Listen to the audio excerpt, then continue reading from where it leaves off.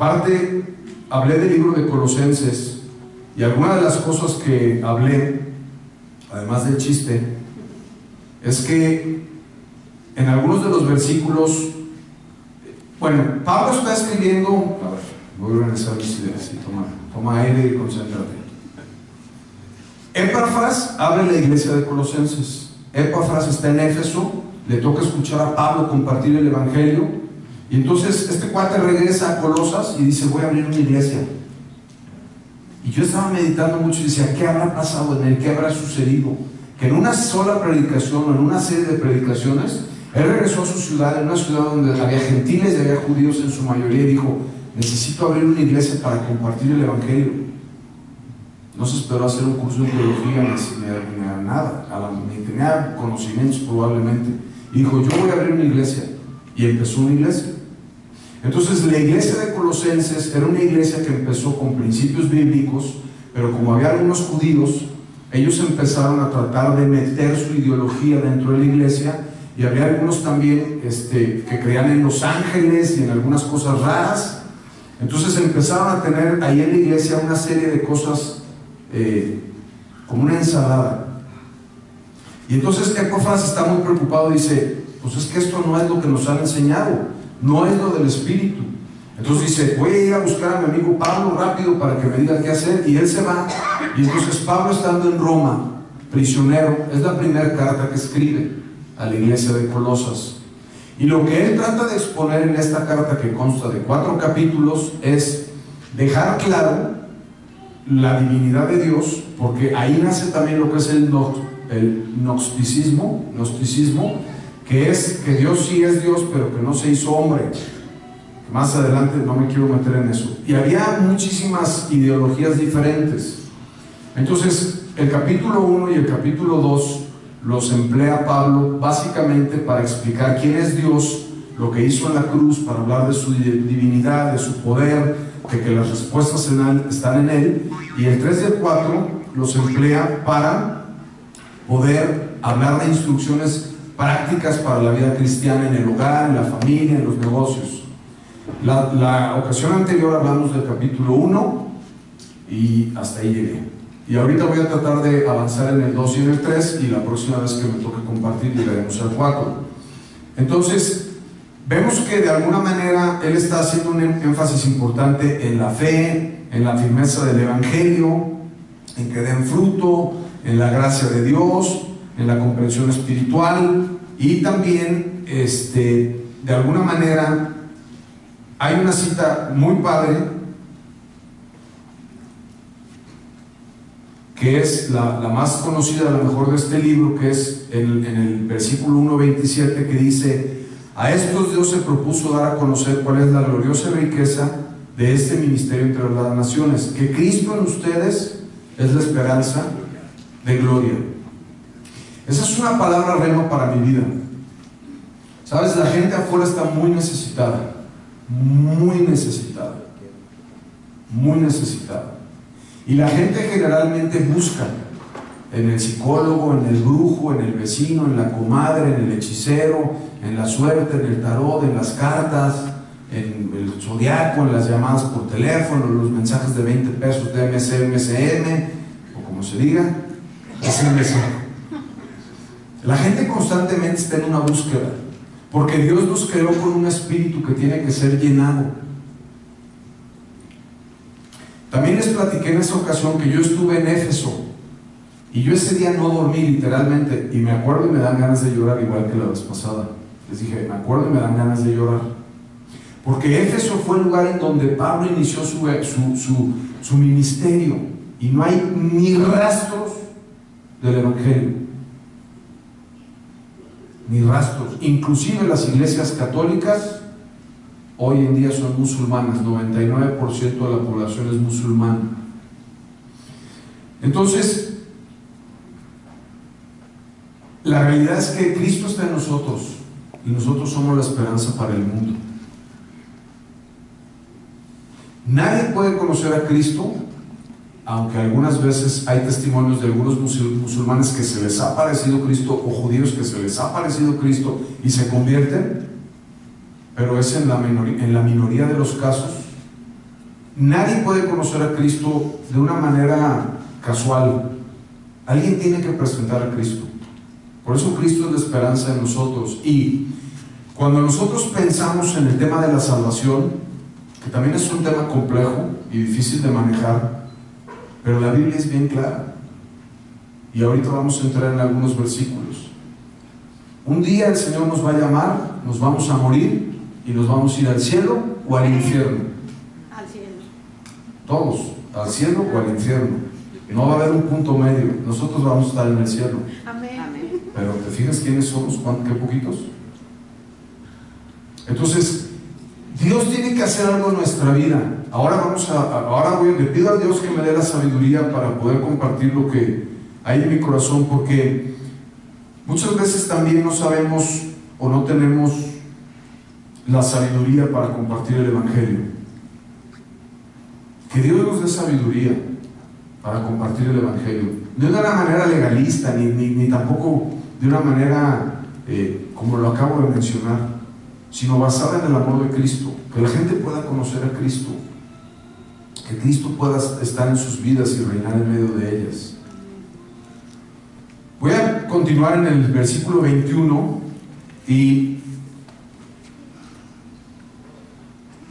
1:21, a ver si lo tenemos, Gaby, y de ahí voy a seguir. Todas las citas son en NBI y al final hoy en la mañana cambié dos a Nueva Traducción Viviente, que se van a ver diferentes, pero estaba más fácil de entender. Dice: en esto los incluye usted, eso los incluye ustedes, que antes estaban lejos de Dios, eran sus enemigos y separados de Él por malos pensamientos y acciones. Pero ahora Él los reconcilió consigo mediante la muerte de Cristo en su cuerpo físico. Como resultado, los ha trasladado a su propia presencia. Ahora ustedes son santos y libres de culpa y pueden presentarse delante de Él, gracias, sin ninguna falta. Amén. Esta palabra, de alguna manera, Pablo está diciendo, ¿saben qué? Aquí el asunto es que Él nos reconcilió de una sola forma, en la muerte de Cristo. Y empieza a hablar Pablo mucho de la cruz y de la muerte de Cristo. A veces, cuando me ha tocado leer, porque nunca me pongo a discutir fuerte con algunas personas acerca de Jesucristo, y que si vino y que si no era necesario, que si por qué. Entonces digo, bueno, yo muchas veces pienso, dentro de mis piensos personales, digo, el mundo está dividido antes de Cristo y después de Cristo. Fue un evento tan trascendental, tan fuerte, que cambió y marcó y dividió al mundo en dos etapas. Así es. Y luego a veces pienso también, si todos fuéramos a ser salvos, yo no creo que hubiera sido necesario que Él viniera a morir en la cruz. ¿Qué sentido tendría? Si vino a morir en una cruz es porque era necesario para algo. Para algo. Algo padre de este versículo es que el resultado de esto es que nos traslada a su propia presencia. Y dice: y ahora ustedes son santos y libres de culpa. Y la parte padre de este versículo es: ok, ¿y qué hice yo para ser digno de todo esto? ¿Qué hice yo para poder obtener este resultado? Nada, solamente creer. Mi fe me hace partícipe de esto a través de la gracia de Jesús. Versículo 27 dice: a estos Dios se propuso dar a conocer cuál es la gloriosa riqueza de este ministerio entre las naciones, que es Cristo en ustedes, la esperanza de gloria. Que ya hablamos de ese versículo.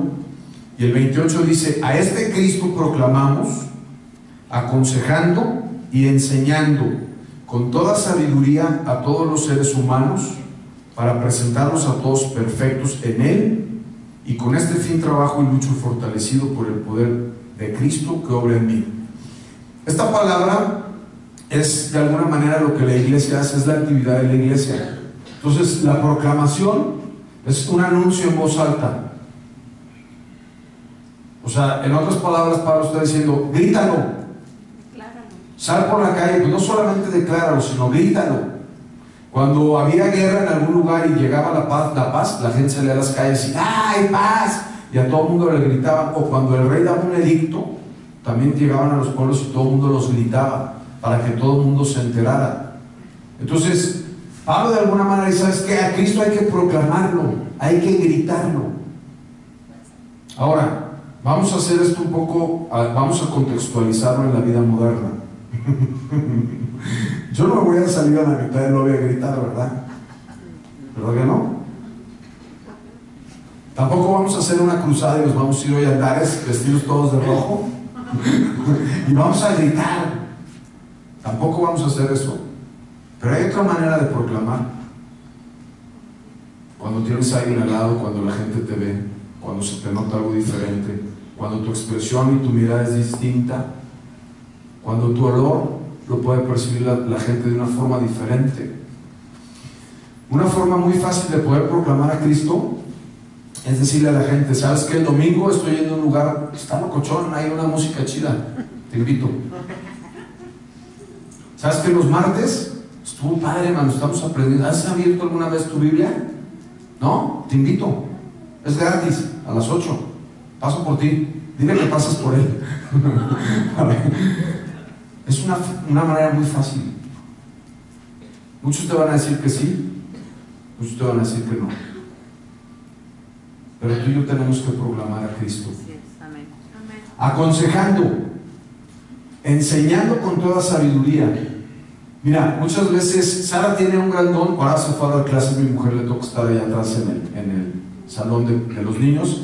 Sara tiene un gran don para aconsejar. Ella tiene el don de la consejería. Pero cuando tú aconsejes a alguien, o cuando tú quieras saber el consejo para tu vida, necesitamos el consejo de Dios. Oye, me peleé con mi esposa, estoy pasando, ¿sabes qué? Mi esposa, estoy teniendo, ¿cuánto tienes casado? 1 año, y estoy pasando momentos bien difíciles.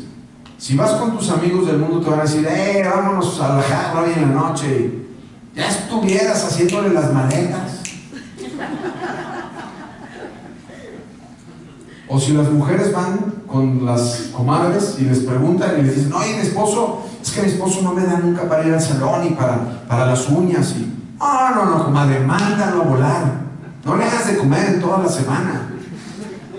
Y vas a ver cómo saca los dólares. ¿Sabes qué? Hay consejo en todos lados. Muchas veces yo me levanto y tengo cosas fuertes en mi vida, sobre todo con mis hijos. Eso es donde yo batallo. Fuertes. Sharon me hace ponerme a orar bien. Estoy muy orgulloso de que mi hija cante aquí en la iglesia. Es un sueño de toda mi vida. Y necesitamos conocer lo que la Biblia dice para poder obtener el consejo de Dios para nuestra vida, para poder aconsejar a otros, sobre todo mucho en conflictos matrimoniales. ¿Qué dice la Biblia acerca de eso? Necesitamos saber el consejo de Dios para poderlo enseñar con toda sabiduría a todos los seres humanos, para presentarlos a todos perfectos en Él. Entonces Pablo dice, ¿sabes qué? Es que en el Evangelio, en el Señor, en la enseñanza está la vida, y eso es lo que me fortalece para trabajar. Yo digo, ¿sabes qué? Yo pensaba en la mañana y decía, qué bendición que Pablo estuviera en la cárcel. Qué gran bendición. No había nadie que lo distrajera. Estaba ahí con el Señor, escribiendo, inspirado, sufriendo, inspirado, en conexión con el Señor, escribiendo lo que quería transmitir. Increíble, motivacional. ¿Quiénes quieren estar en la cárcel mañana para escribir? Pero ese es el Evangelio. Y sabes, cuando alguien te escribe a veces un correo o un WhatsApp, tú sabes si está de buen humor o de mal humor, alcanzan a percibir, ¿cierto? Sí, claro. Se ve Pablo en esta carta lleno de vida, lleno de esperanza. El cuate está en la cárcel. Dice, no, Cristo, la cruz. Ustedes deben de conocer la supremacía de Cristo. Cristo en ustedes es la esperanza de gloria. Y el cuate está en la cárcel. ¡Wow! Ese es poder del Señor. Bueno, más adelante en el versículo, aquí empiezo en el capítulo 2, dice, quiero que sepan qué gran lucha sostengo por el bien de ustedes y de los que están en la Odisea. La Odisea era una ciudad que estaba muy cerca junto con otras dos, y que Pablo y junto con ellos y Onésimo también estuvieron esparciendo el Evangelio. De hecho, estaba leyendo un poco del contexto de la historia, y Colosenses era una ciudad muy textil, pero después la Odisea empezó a hacer mejor las cosas y les empezó a ir mal, y se empezaron a llevar a los clientes para allá.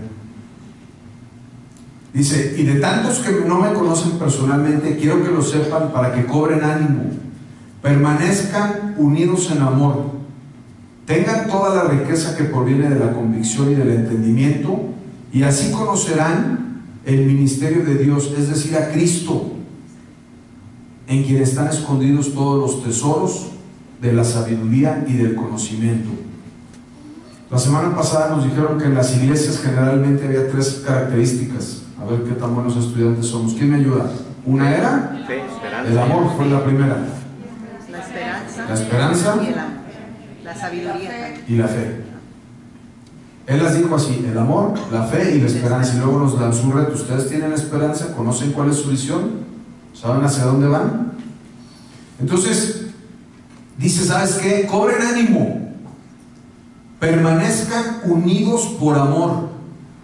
¿Sabes que una de las maravillas más grandes de la vida cristiana, y que por eso nos decimos hermanos, es que muchas veces cuando tú y yo tenemos una bronca, o estamos en el hospital, o fallece un ser querido, viene gente que a lo mejor no nos conoce tanto, pero está presente, y nos abraza, y nos conforta, y ora por nosotros, y nos llama, y nos pregunta, y nos sentimos como si estuviéramos en casa. Esa es una de las grandes maravillas de la vida cristiana, que increíblemente, siendo tan diferentes, con formas de pensar tan diversas, tenemos algo en común, pero es muy poderoso. Tenemos al mismo papá en común. Y él dice, cobren ánimo, van a estar animados si permanecen unidos en amor. Aquí está el asunto. Juan Pablo también predicó que la bendición es ser feliz. Que cuando Dios dice, Dios te bendiga, o cuando Dios habla de la bendición, lo que Dios quiere es que seamos felices, no que tengamos una cuenta muy grande en el banco. Que por cierto, eso no da felicidad. Me enteré de una noticia que uno de los hombres más ricos, de los 50 más ricos del mundo, hace menos de 2 años, no sé bien el dato, pero lo puedes checar, como perdió un poquito de valor en las acciones, y en vez de tener 16 mil millones de dólares bajó a 6 mil. Nacho sabe, al final se acercan con él para que les diga, se suicidó. El dinero no da felicidad. La riqueza proviene de la convicción y del entendimiento. ¿De qué? De conocer a Cristo. Si tú y yo queremos ser felices, si tú y yo queremos experimentar la riqueza bíblica, tenemos que tener convicción y entendimiento. Tenemos que entender lo que dice la Escritura, tenemos que creer en ella y conocer a Cristo. Como había un movimiento aquí en donde a la gente en Colosas le decía, no, mira, con este asunto esotérico te va a ir bien dentro de la iglesia. Entonces dice, no se equivoquen. En Cristo están escondidos los tesoros de la sabiduría y del conocimiento. Adelante dice el versículo 4, les digo esto para que nadie los engañe. A veces yo veo comerciales en la tele o veo gente, lo digo con mucho respeto, de verdad lo digo con mucho respeto, pero a veces medito y digo, ¿cómo la gente puede creer en esto? ¿Cómo se puede dejar engañar? A veces venden, por ejemplo, algunas de las que ahorita me acuerdo, ¿no? Espinas de la cruz de Cristo. Pues ¿de qué tamaño habrá sido? Del tamaño del OmniLife. ¿Cómo puede ser posible eso? O sea, o cosas en donde la gente pone su esperanza, o por ejemplo los cuarzos, también lo digo con mucho respeto, pero no es bíblico. Y entre más grande el cuarzo, más poderoso es. Y eso sucedió en la iglesia de Colosas. Me encanta la palabra de Dios. Mi pastor en Houston decía que le fascina la palabra porque es extremadamente contemporánea. Entonces, sucedió en Colosas en el año 60 o 62 después de Cristo, 2000 y tantos años después, saca tu cuenta, es igual. Está vigente. Entonces la gente tiene que creer en algo, tiene que poner su confianza en algo. Lo voy a decir con mucho respeto, pero estaba orando y el Señor me dio esta dirección. Muchas veces en la iglesia cristiana también hacemos cosas de repente un poco raras, que no son bíblicas. Y tenemos que aprender a poner nuestra confianza en Dios, no en ritos, no en costumbres, no en cosas raras. Tengo algunos ejemplos, pero creo que debo ser prudente. Que el Señor te revele a ti, te hable a tu corazón. Todo lo que no esté en la palabra de Dios no es bíblico y no tenemos que hacerlo, aunque parezca bueno. Ahorita vamos a llegar a algunas citas que también les pasaba a ellos. Que nadie los engañe con argumentos capciosos. Aunque estoy físicamente ausente, los acompaño en espíritu y me alegro de ver su buen orden y la firmeza de su fe en Cristo. Yo meditaba y decía, ¿qué onda con este cuate Pablo, mano? Está una iglesia llena de broncas, hace una carta, la manda y ya, asunto resuelto. Y a veces nosotros que lideramos nos desgastamos muchísimo, ¿no? Queriendo cambiar a las personas. Pablo confiaba en el poder del Espíritu Santo, estaba limitado porque estaba preso, pero estaba ilimitado confiando en el poder de Dios. Dice, yo estoy limitado aquí, ni siquiera había ido a la iglesia, ni siquiera él había fundado la iglesia, pero él estaba orando por la iglesia, estaba intercediendo por la iglesia, estaba haciendo su papel de apóstol, escribiendo una cosa que estaban haciendo mal para que rectificaran el rumbo. ¿Por qué? Porque tenía un deseo santo por las almas que estaban en esa iglesia. Y entonces dice, me alegro de ver su buen orden y la firmeza de su fe en Cristo. ¿Cómo supo? Pues Epafras, que fue a visitarlo, le dijo, oye, tus cuates son bien ordenados, mano. Decimos que el servicio es a las 12 y todo el mundo está a las 12, es increíble. Y luego, ¿sabes qué? Tienen la firmeza en la fe en Cristo, les decimos que se debe hacer esto y lo hacen. Y esto ya no, porque ya es una práctica que no es bíblica y lo dejan de hacer. Qué grueso, ¿verdad, Pablo? Y yo, qué buena onda, Epafras, déjame seguir escribiendo algunas otras instrucciones.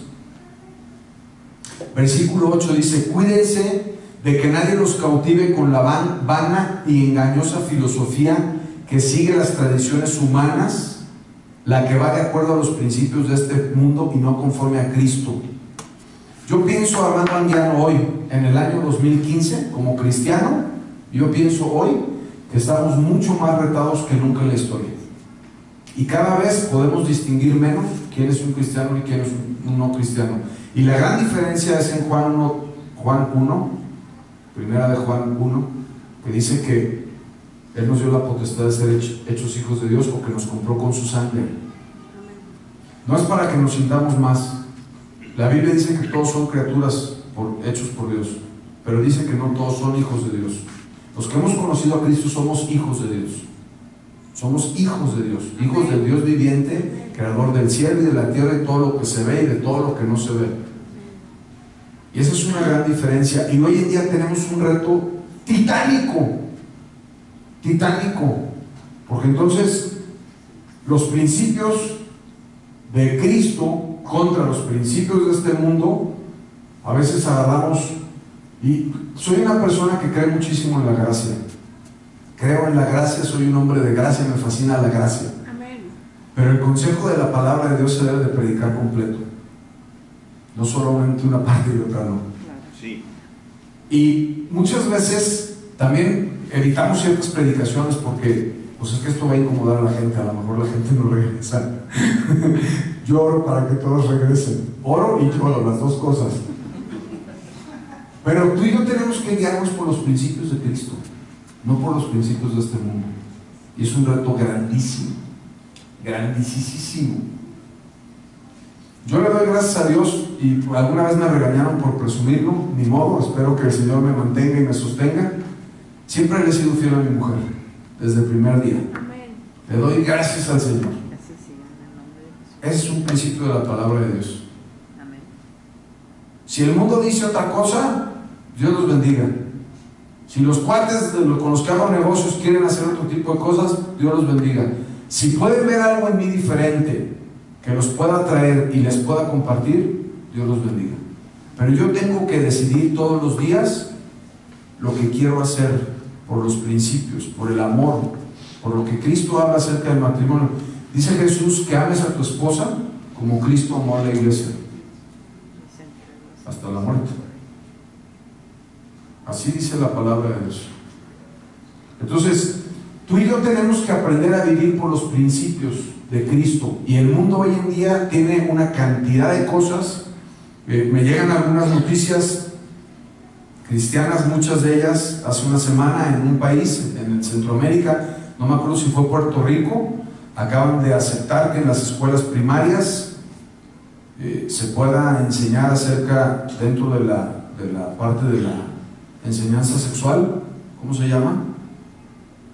Cuando les enseñan sexualidad a los niños. ¿Ciencias naturales? No, pero Sexualidad. bueno, cuando les enseñan, que ya les puedan enseñar acerca del homosexualismo también. No tengo nada en contra del homosexualismo, pero no es bíblico. ¿Sí? Entonces, tenemos de alguna manera que nosotros guiarnos por los principios. El aborto no es bíblico. Aquí había un maestro que se vestía de mujer. Supe también del maestro que se vestía de mujer, iba a dar clases en una primaria y lo acaban de expulsar, y ahora es todo un relajo porque entonces que sus derechos, en fin. Ahora te voy a decir algo, mira, no te espantes, la cosa se va a poner peor todavía. Pero eso me emociona a mí muchísimo. El Señor viene. Porque entonces, no solamente por eso, sino porque tú y yo tenemos la posibilidad de ser esperanza. Amén. Y tratar a la gente con amor, sin juicio. Porque nadie de nosotros puede ser capaz de juzgar a nadie. Pero tú le puedes decir, mira, te han enseñado este camino, pero hay otro. Ven, te invito. Conoce a Cristo. Cristo te ama. Cristo te perdona. Muchas personas que viven en perversidad y que viven en problemas fuertes en su vida es a causa de abuso, de pecado. Y muchos de ellos nadie les ha dicho que el Señor los ama. Aún a pesar de su pecado. Porque así es, así lo dice la Escritura.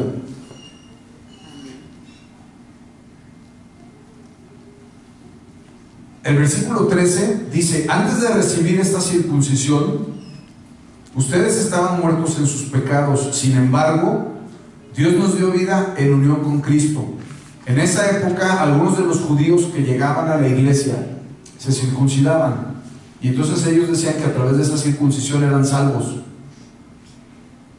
Por su propio esfuerzo, por su propia capacidad. Y entonces Pablo dice: no se hagan bolas. Nadie puede ser salvo por su propio mérito. Salvos solamente a través de Jesucristo en la cruz. Y él está haciendo énfasis. Ustedes estaban muertos en sus pecados. Dios nos dio vida en unión con Cristo.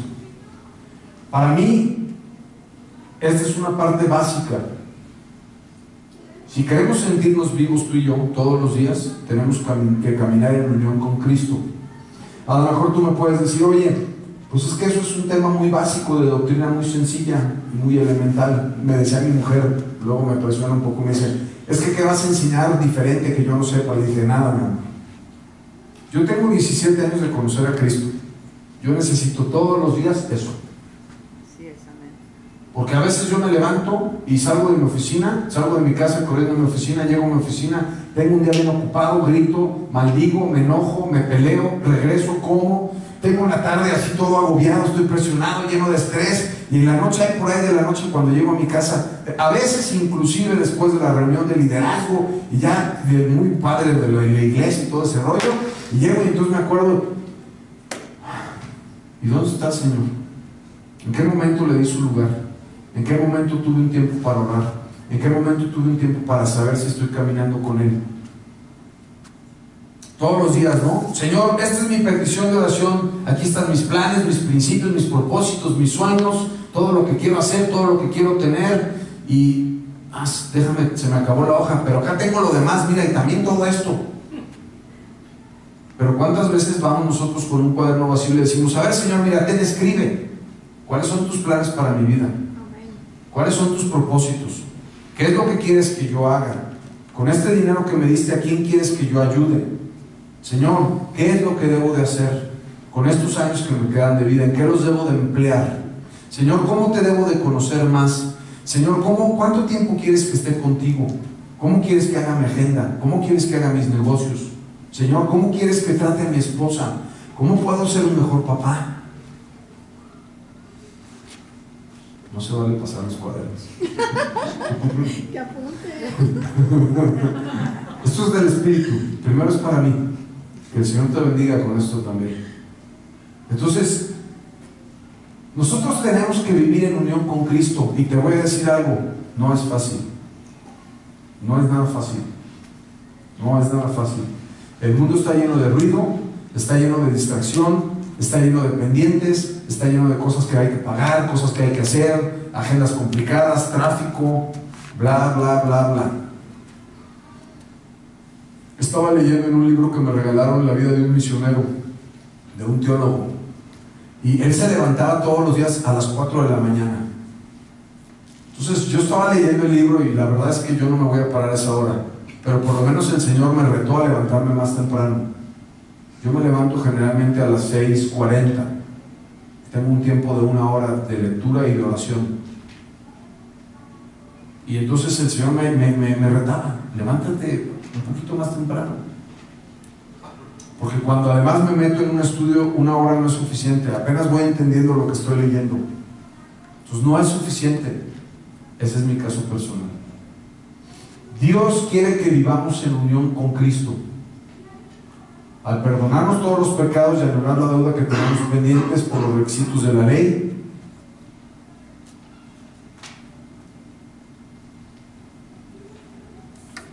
esta es la versión que tengo yo acá, la voy a leer, no sé si es la misma, pero dice, versículo 14, y anular la deuda que teníamos pendiente por los requisitos de la ley. Él anuló esa deuda que nos era adversa, clavándola en la cruz, y desarmó a los poderes y a las potestades por medio de Cristo, los humilló en público al exhibirlos en su desfile triunfal. Amén. Estaba yo pensando, ¿cuál fue el desfile triunfal? Cuando bajó el Señor al infierno y resucitó. Ha de haber pasado enfrente de los chapulines, eso le ha dicho, ya me voy, no se preocupen, allá arriba yo voy a reinar y voy a cuidar a mis hijos y ustedes no van a tener poder sobre ellos. Se burló de los demonios. Amén. Se mofó de ellos. ¿Por qué? Porque nosotros teníamos un acta, teníamos una sentencia. La paga del pecado es la muerte. Y te voy a decir algo que es una palabra tremenda. Dios pagó por nuestros pecados de una vez y para siempre. Eso no quiere decir que tú y yo ya nunca más volvamos a pecar, pero ¿sabes qué? Nuestra deuda está pagada. Y entonces tú y yo podemos levantarnos todos los días y vivir con libertad, con gozo, con alegría y con esperanza. Aleluya. Porque a pesar de que nuestra vida sea muy complicada y sea muy difícil y tengas muchas deudas, nada más vamos a vivir 100 años. Pero invertimos nuestra vida pensando que es aquí y no es aquí. Nada más vamos a estar 100 años aquí y nuestra vida eterna va a ser allá. Entonces yo prefiero tener una vida más o menos aquí y una vida súper allá, que vivir muy bien aquí y luego estar abajo. Yo he tenido algunas veces oportunidad de tratar o de conocer o de orar o inclusive discipular gente que ha estado metida en el narcotráfico. Y entonces la mentalidad del narcotraficante es 5 años o 6, pero lo que quiera. El mundo está abierto para mí. Lo que quiera, coches, viajes, mujeres, yates, perdón por la palabra, estupideces y todo lo que quiera. 5 años. Y después pues voy a acabar en el bote, me van a matar, pero ahorita tengo 5 años para gozar lo que quiera. Cartera ilimitada. Yo prefiero no comer 5 años y estar una eternidad en el cielo, porque entiendo quién es Jesús y lo que ha hecho por mí. Y ¿sabes qué? Es una palabra tremenda. Sí vamos a seguir pecando, sí vamos a seguir batallando, sí vamos a seguir pasando por dificultad, pero vamos a estar en una vida eterna con Él, porque Él ha pagado nuestra deuda.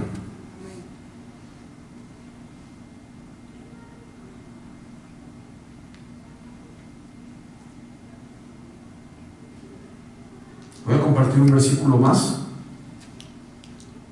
Y vamos a llegar hasta ahí ahora. Versículo 20 dice: ustedes han muerto con Cristo. Está hablando del bautismo en el versículo anterior, en el 19. Por cierto que la semana pasada tuvimos bautismos aquí y 3 personas testificaron y se bautizaron para la gloria de Dios. Dice: ustedes han muerto con Cristo y Él los ha rescatado de los poderes espirituales de este mundo. Entonces, ¿por qué siguen cumpliendo las reglas del mundo, tales como no toques esto, no pruebes esto, no te acerques a aquello? Estas reglas son simples enseñanzas humanas acerca de las cosas que se deterioran con el uso. Podrán parecer sabias porque exigen una gran devoción y una religiosa abnegación y una severa disciplina corporal, pero a una persona no le ofrece ninguna ayuda para vencer sus malos deseos. Leí en la versión, esta es la que cambié en la mañana porque se entiende mucho mejor. Entonces Pablo dice: ¿saben qué onda? Aquí le está tirando muy duro a los judíos, que tenían muchísimas reglas. Yo tengo algunos proveedores que son judíos, también lo digo con muchísimo respeto, y algunos de ellos, por ejemplo, tienen ciertas reglas para comer. Comen kosher, tienen que comer cierta comida, no pueden comer ciertas cosas, tienen que cocinarse la leche de otra forma separada, y los utensilios tienen que ser de madera. Pero muchos de ellos vienen, trabajan conmigo y luego se van al table dance.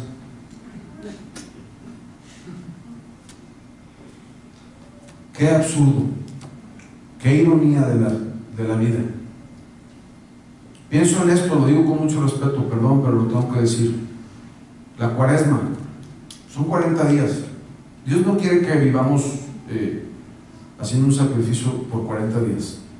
Dios quiere que vivamos una vida haciendo un sacrificio por Él, una vida entera, no un viernes de vez en cuando, ¿verdad? No comas esto, pero puedes pecar, matar, robar y destruir a tu esposa y gritar en tu casa. Mejor come unos tacos ricos y llega a tu casa y sea un buen esposo, un buen papá, un buen hijo, un buen ciudadano, y ama. Pienso yo. Muchas veces, como lo decía, para empezar a terminar, inclusive en la iglesia cristiana hacemos cosas, digo hacemos porque somos todos una misma iglesia, hacemos cosas raras que no están en la palabra de Dios, y la palabra de Dios es muy clara.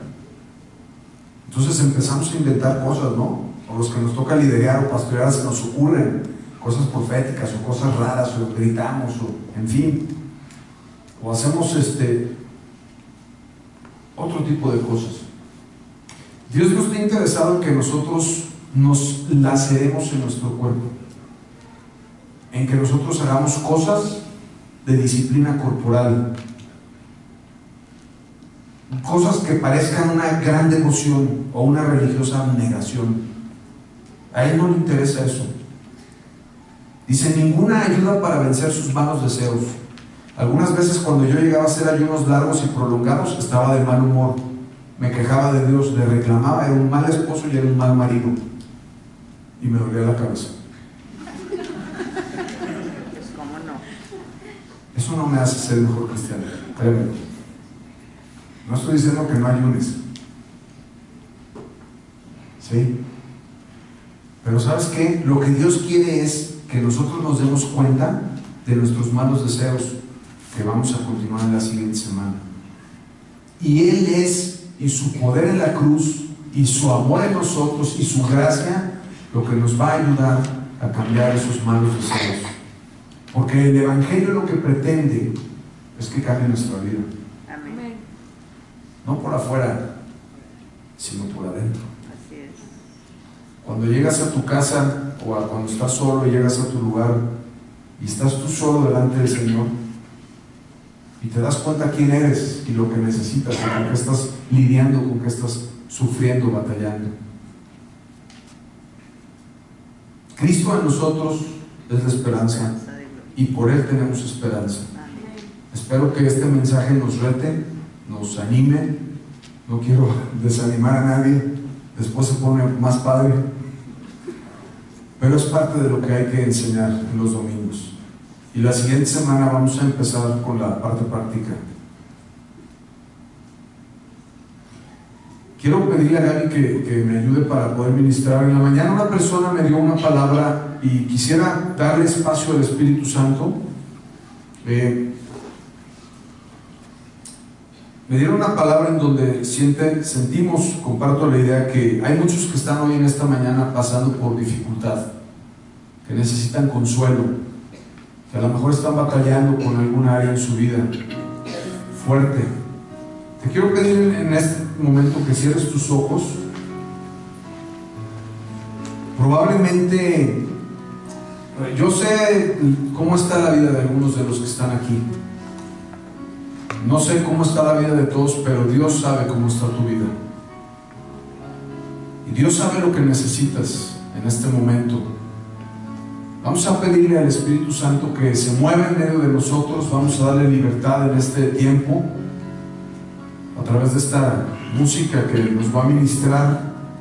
Y yo voy a ir orando y voy a ir guiando una oración para que, si en esta mañana tú necesitas consuelo, puedas sentir y experimentar un abrazo de parte de Dios. El hecho de conocer a Cristo significa encontrar en Él a un Padre que nos ama, que nos cuida, que nos protege, que no está ajeno a nuestras luchas. Dice la palabra que Él experimentó el dolor y el quebranto en su propio cuerpo. Y si en esta mañana tú estás sintiendo alguna carga, ponla delante del Señor. Alguna carga en el área familiar, o alguna carga en el área emocional. Probablemente te puedas sentir deprimido o triste, o a lo mejor estás desesperado o ya has perdido la esperanza. El hecho de que estés hoy aquí es importante para que tú sepas que cuentas con Dios, que Dios está a favor de ti, que Él te ama, que Él sabe lo que necesitas. Si estás pasando por una situación complicada económica, recuerda que Él es el buen pastor y que nada te faltará. Si hay alguna tristeza o dolor en tu corazón, el Señor es quien nos sana, quien nos anima, quien nos reconforta. Espíritu Santo, muévete en esta mañana. Anímanos, Señor, que podamos sentir tu presencia, que podamos tener la certeza de que eres un Dios que nos ama, que estás vivo, que caminas a nuestro lado, que velas por nosotros, que tú eres el buen pastor, el que da la vida por sus ovejas. Señor, tu palabra dice que no temeramos, que no temamos. Si hay alguna área en tu vida en donde hay temor, hoy te digo que no temas, que no temas. Dios pelea a favor tuyo. Te alabamos, Señor. Te damos gracias, Señor, por tu palabra, por este lugar que nos permites reunirnos cada semana para exaltar tu nombre, para habitar juntos como hermanos en armonía. Gracias por esta palabra, Señor, que baje a nuestros corazones, que lo que tú has hablado particularmente a cada uno, a la vida de mis hermanos y a mi vida propia, Señor, se haga una realidad.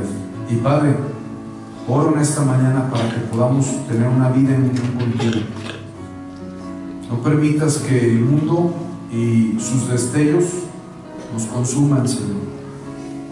Ayúdanos, ten misericordia de nosotros. Necesitamos de ti, de tu amor, de tu misericordia, para poder caminar conforme a lo que tú tienes para cada uno de nosotros. Y Señor, quiero aprovechar para bendecir a mis hermanos en esta mañana. Que la bendición, Señor, de lo alto que tienes para nuestra vida sea sobre cada uno de ellos, en las áreas de necesidad específicas. Tú las conoces, hemos orado, Señor, delante de ti. Bendícenos y ayúdanos a ser felices. En el nombre de Jesús.